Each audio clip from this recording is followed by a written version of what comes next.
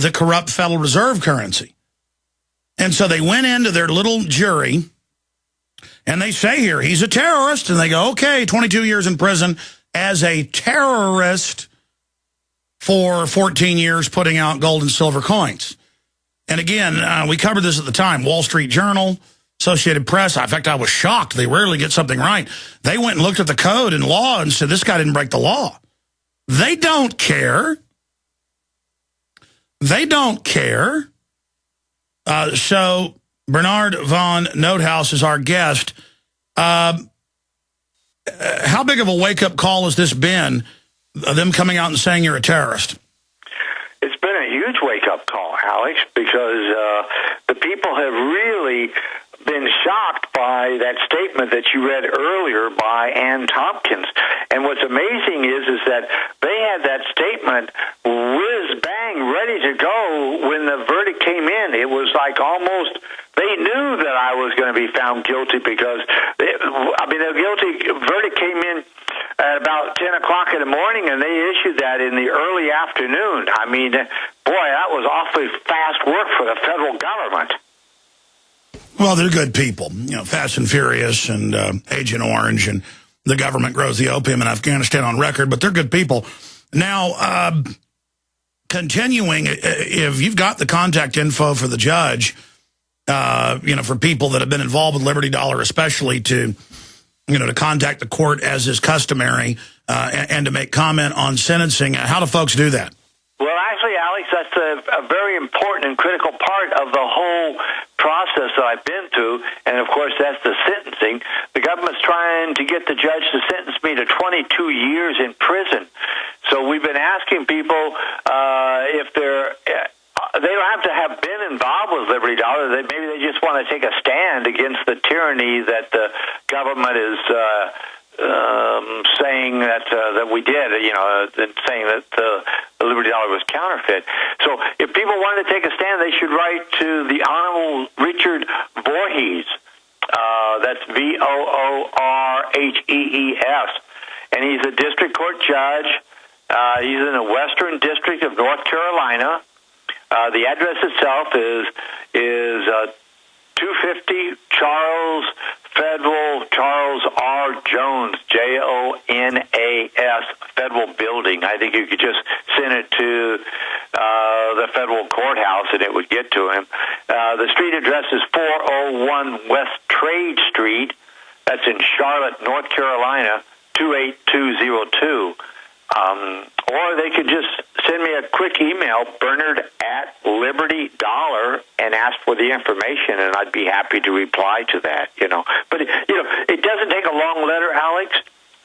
This is really a show of force in terms of people in the community that support Liberty Dollar and the ideals it represents. In other words, honest gold and silver money. You know what's funny about the feds? They're not happy enough to have stolen all the gold and silver and copper. Turned out you had bigger supplies than you were even supposed to back it all up. Yes. That's not enough for them. That they want you to get the maximum sentence of 22 years. I tell you, that's some bad karma these folks are piling up for themselves. Well, they obviously are trying to bury me. There's no doubt about that. I mean, as you pointed out earlier, there are hundreds of other currencies out there in a lot of different communities across the United States. The Ithaca has been out there since 1991, so this is simply nothing new.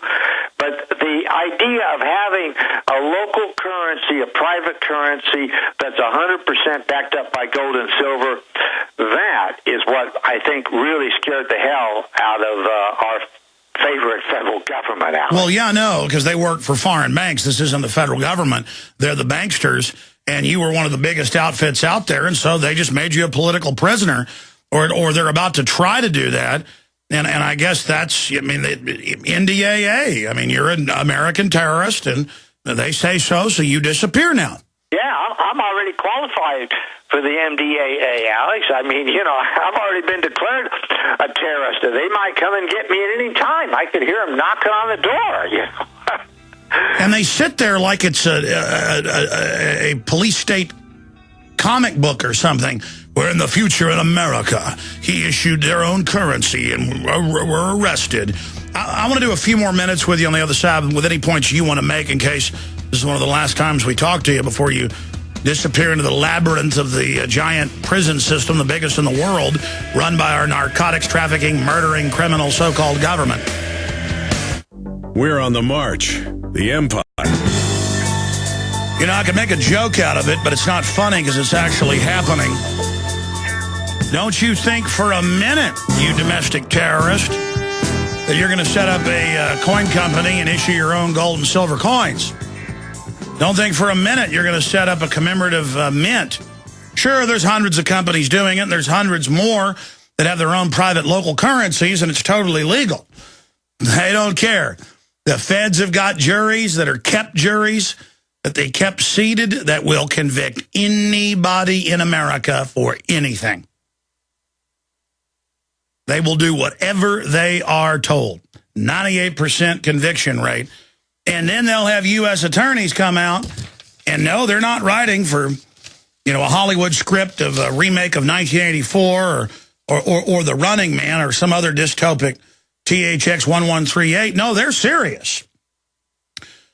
Attempts to undermine the legitimate currency of this country are simply a unique form of domestic terrorism.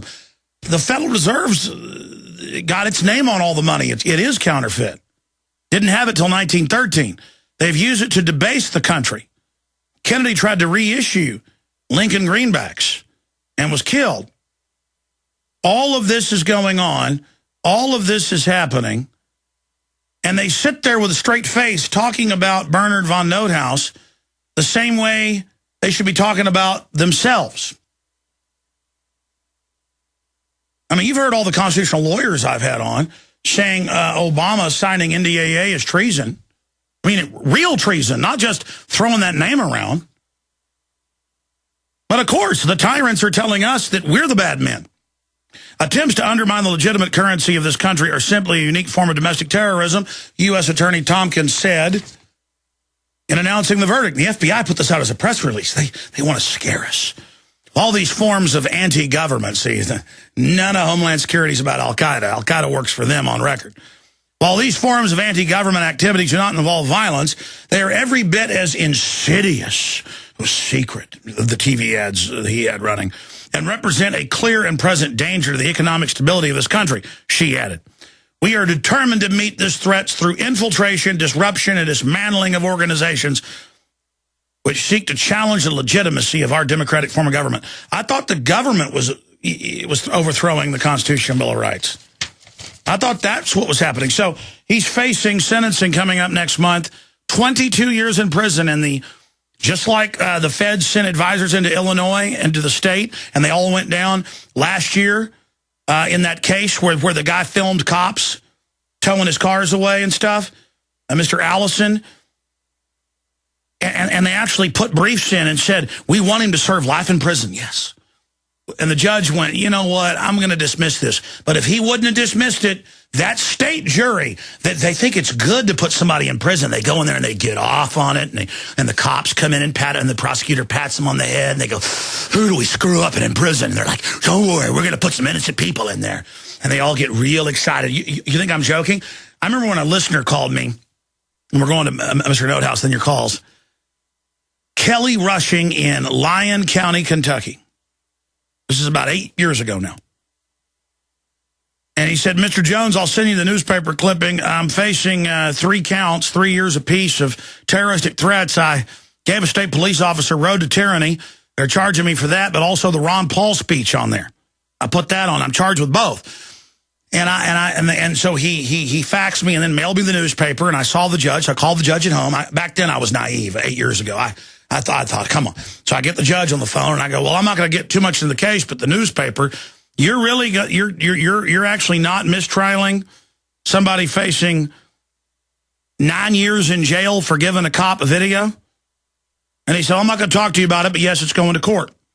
So then they had the hearing, and the cop comes in and says, he gave me that video, and it's anti-government. And the judge says, we find that threatening. You will convict, and the jury didn't. And it was in the news. But they actually wanted to put him in jail for going, officer. In fact, the cop even testified, this is important for your future and your family's future. And they said that was a threat, mentioning family. But Yes, and they all sat there with a straight face. I mean, these are kook cult demons, hardcore evil. I mean, these people are flaming scum.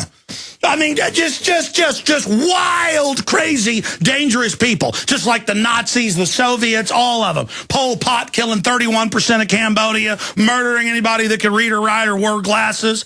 You're like, why'd he do that? Because he's a flaming loon. They like it. You like water skiing, enchiladas, hanging out with your family, mountain biking. They like black uniforms and torturing children. They do it all over the world. I'm sorry, Bernard, you know what? It makes me totally... You're the one facing... I know I'll be facing it, too. They'll trump something up. It doesn't matter, though. I've already heard them bad. And we're going to... But anyways, they're the terrorists, and they know it.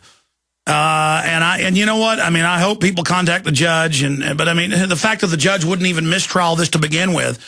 I mean, what do you think of this judge overall? I know you've tried to say nice things in the past, throw yourself on his godly mercy, our little tyrant leader. But, I mean, what are you facing here? 22 years? What do you do to his lordship? Well, actually, I think the judge was straight up in the trial, and I think that he may have been shocked, as I was, in terms of the verdict. The judge, I think, presided over a fair and honest trial, but I think that the jury certainly erred very seriously. I mean, they were only out less than an hour. You can read different opinions and different articles, but trust me, Alex, I was there. I was watching the clock, and it was just about an hour, a little less than an hour that the jury was out. And this is on 3 very serious federal offenses, counterfeiting, obviously. And they found me guilty on all 3 counts in less than an hour. I mean, they couldn't even read the jury instructions. Jury instructions was 72 pages. They couldn't even have read the jury instructions in an hour. And, of course, if they had read the jury instructions, then they would have known that we made an extremely strong defense in terms of no mens rea. There was no criminal intent. No. All these juries care about, the federal ones, is the cash they get on the side. It's been proven in many cases. But in others, it's just they're mentally ill authority worshipers, and all they care about is the satisfaction of seeing you convicted and having the prosecutor nod at them with a little psycho goody look. And it's that little psycho enjoyment. So they go back to their miserable houses, their miserable lives, their scum-filled existence. It's just all about abusing good people. It's a demonic celebration. Well, I really don't know much about the jury, to be honest with you, because I don't know much about North Carolina. But I do know that the majority of jurors were unemployed. And so, obviously, they didn't care about taking time. I mean, they were getting paid. No, that's why they're lazy scum. Oh, yeah, a lot of us they're just lazy. Exactly. Oh, just prison. Nah, I'm scum. Well, whatever they did, they certainly surprised me, because I thought that I was going to be found not guilty. I wasn't even planning on staying the whole day, but as it turned out, they immediately launched into the forfeiture hearing. I mean, within 15 minutes after I was found guilty, they convened a hearing to forfeit all of the... Now, we're talking about 9 tons here, Alex. And this is people's property on record.